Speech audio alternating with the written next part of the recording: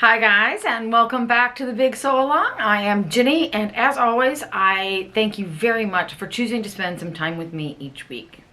Today, I am finally talking about my Matchy Matchy Sewing Club Collage Gather top, which I'm wearing at the moment. I made this one in obviously a cobalt linen. I'll show you here. I was really inspired by a couple of things. The first one is this dress from a company called Black Crane. I love the shape of this dress, and I also loved the color. And then this Daniela Gregis top, or dress, I guess, I've been ogling for months now, so I kind of wanted to I was really looking for more like that shape. And I got this cobalt linen. This is the Merchant & Mills linen, and I got it from Oak Fabrics in Chicago. They do have a variety of colors. My experience with the Merchant & Mills linen, as far as I know, and this is my first experience sewing it, but in terms of what they offer, they had always had like more muted colors. So this spring when I saw this one, and they also had a really hot pink, and now I noticed that they also have a really beautiful Kelly green. Anyways, I saw this one on the Oak Fabrics website, and I thought it was like perfect for what I wanted. So that's where I got this. I have to say, this linen, I would call it like a pretty solid mid-weight. It's got a little heft to it and a little body.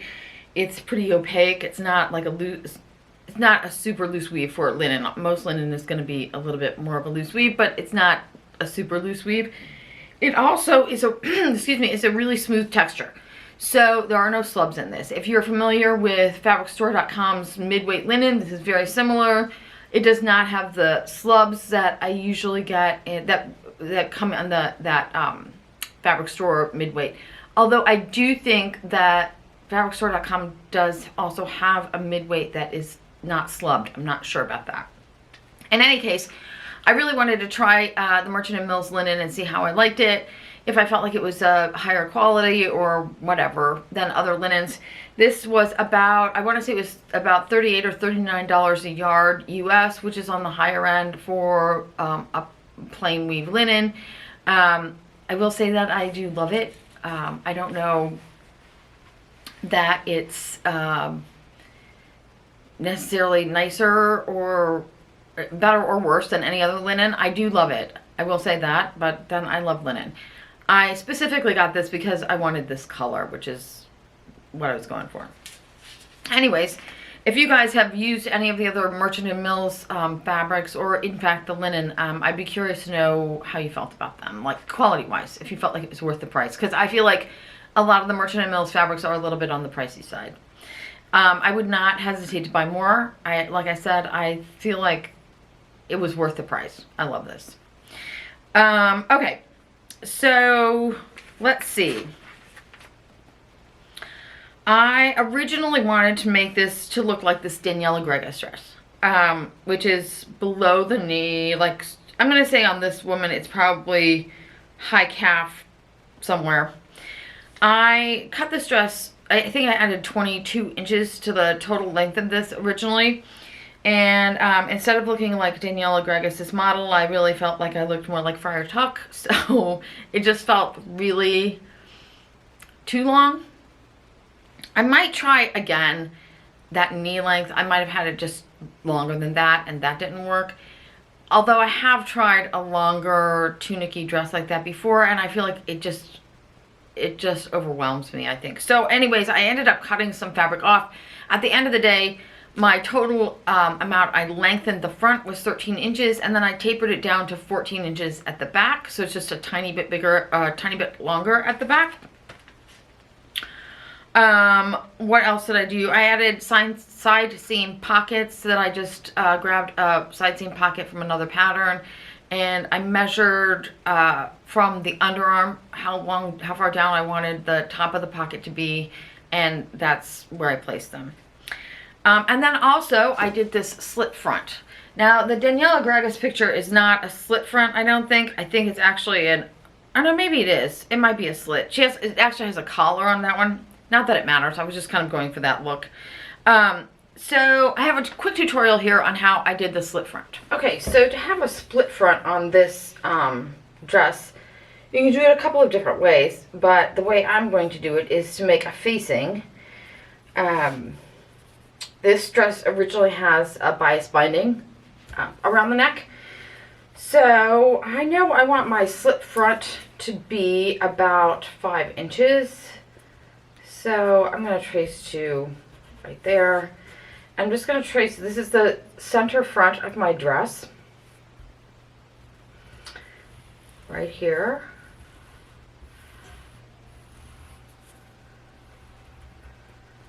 And then I'm just going to trace around the neckline.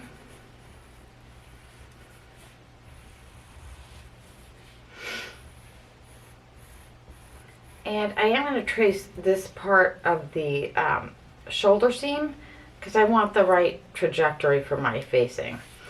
Okay, so that's my facing so far. This is my slit opening, which is 5 inches, is right here. And I want my my facing to go, say, 1.5 inches below that. So I'm going to go to 6.5 inches, which is right here. I like my facings to be about 2 inches wide. This one has a 1/2 inch seam allowance and at the neckline, and I am not going to put a seam allowance on that outer edge because I am just going to serge that. So we're going to make this 2.5 inches wide. So here.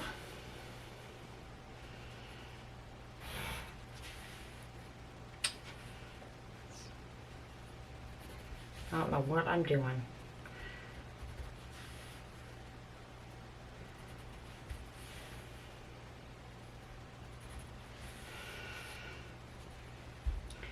Now I'm going to stop right about here. I need to make this about 2.5 inches wide also, which means it will come out to here.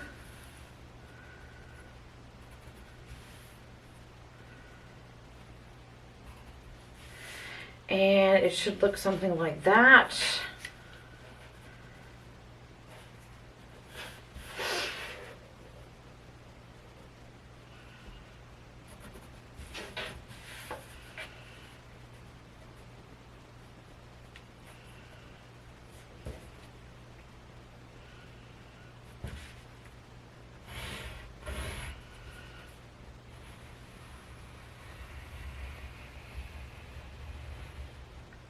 Okay.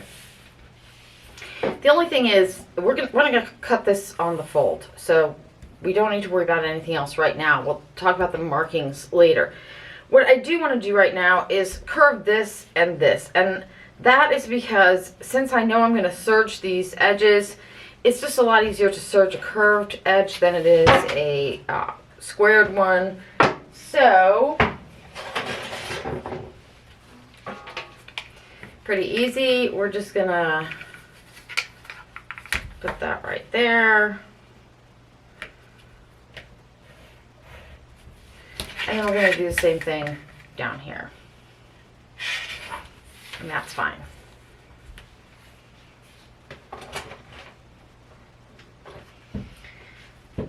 So that is our new facing piece for the front. For the back, it's really simple.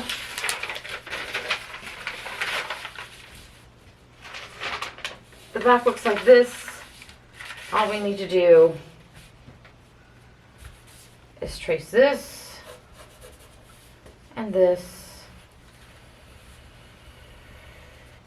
and then go down here a few inches. And then again, we're going to make this 2.5 inches.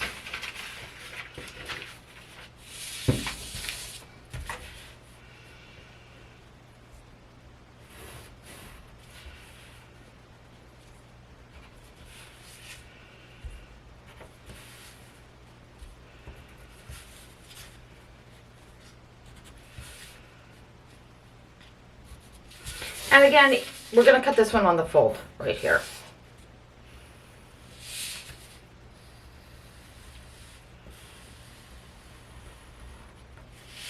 Now, since we used our pattern pieces to make this, we should be fine in terms of seam allowance. You should have a 3/8 of an inch, a half an inch seam allowance around the neck and the half-inch seam allowance across the shoulder because we traced it off the pattern. Okay, now I'm just going to put this together as best I can, and then when we get to applying the facings, I will show you how we're going to do the markings and open that slit. Okay, so I have my, this is my facing. This is the front facing, this is the back facing. I have them sewn together at the shoulders, and you can see I have a crease right here in my center front. Hopefully you can see that. To make it a little more obvious so you guys can see exactly what I'm doing, I am going to draw a line down the center front of my facing here.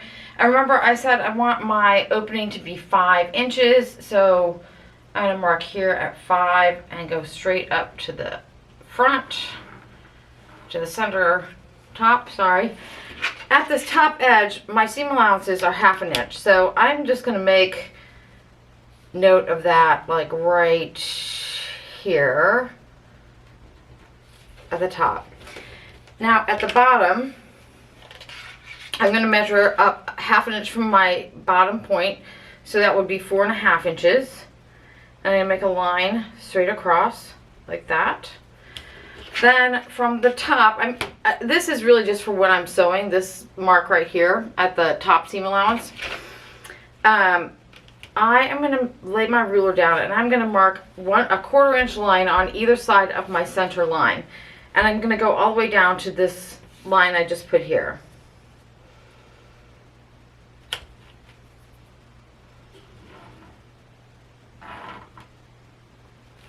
Like that.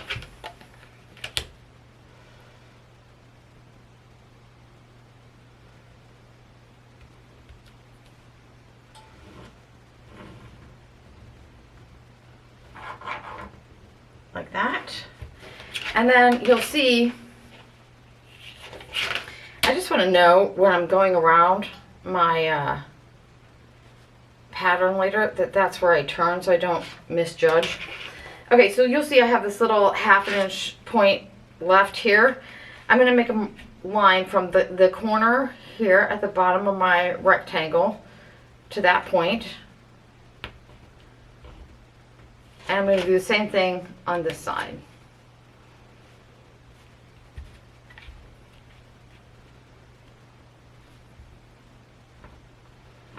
So we should have something that looks like that. Now I have my dress completely sewn together, except for the side seams. So I am going to make sure I have a center front and center back mark. I did originally, but let's just make sure they're still visible. Okay, now I'm just going to go to the sewing machine and I'm going to start at my center back and I'm going to sew this down with my 1/2 inch seam allowance all the way around until I get to here and I can see clearly where I need to turn, where I need to pivot. I'm going to go down this line here. When I get to this corner, I'm going to shorten my stitch length to about like by a couple of notches. I'm going to sew straight down to this point. I'm going to take 1 stitch across the point. I'm going to pivot again and I'm going to come back up this way, still with my short stitch length. When I get to this point, I'm going to change my stitch length back to normal, which on my machine is I think 2.4, 2.5. I'm going to continue on up this way. I'm going to pivot here, go around and finish up at the back. Now, normally I would just pin this around the neck like this, but I can see the crease of my dress is right here, and I do want to be sure that this piece is not moving. We want that to be centered. So I'm just going to put a couple pins in here and here, and that should keep that from moving while I'm stitching. Okay, so you guys can see I have my facing sewn on here. I've already started clipping and trimming my neckline, which I will go back to in a minute. But before I finish that up, I'm going to open up this center slit. And I am just going to cut straight down my center line here.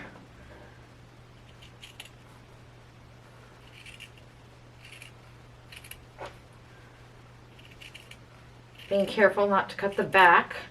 And I'm going to cut pretty close to the tip, right like that. And then I'm going to make a snip right into each one of these little side points, like that, and like that.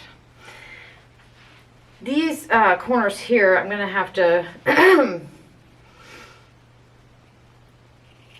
trim down like that, and like that. Then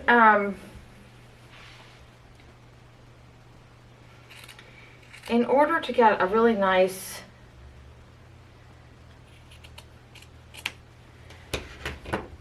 opening here, a really nice clean line, I like to use this pressing board thing, and I go in like this, and I'm just going to press that open. Now, if you don't want to do this with your iron, I'm using linen, so this is going to finger press pretty well, just like that. If you're using linen, that's probably just fine. I am going to give mine a little steam here.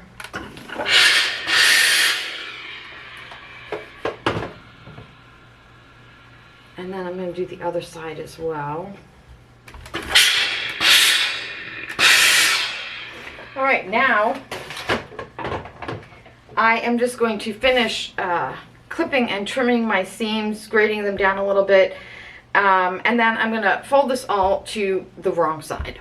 All right, there's my facing in and sewn and everything. And you probably can't see, but I did do my understitching here. And now I'm just going to go, I'm going to pin this down so it's all nice and flat. And I am going to stitch all the way around the outer edge of my facing.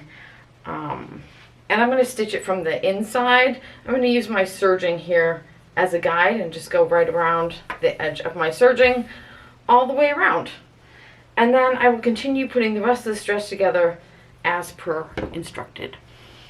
All right, guys, so I hope you found that helpful. This is obviously something you can do to any top or dress that has just like a straight scoop neckline. I will show you here. I just have a quick picture of my muslin so you can see just how the muslin was fitting. I really like this top. It is super simple. There's nothing complicated about it, and maybe that's what I like. I like the fit. You know what, you guys, I always forget. I'll put it down in the notes, but I'm pretty sure I made a medium in this. Okay, and then the outfit that I'm wearing today is right here. This is the final version in the linen, and I am wearing this. You guys asked me about these the last time I showed them to you. They're getting a lot of wear this spring. These are my Cutting Line Designs pants. The name of the pattern is my swing set. I think that only has one pattern. I think it's a pattern, sorry, one pant. It's a pant and a jacket. And that is a tried and true pattern for me. I've made it many, many times. All right, you guys, I think that is it for me this week. I hope you are all having a wonderful week. And until next time, I wish you happy sewing.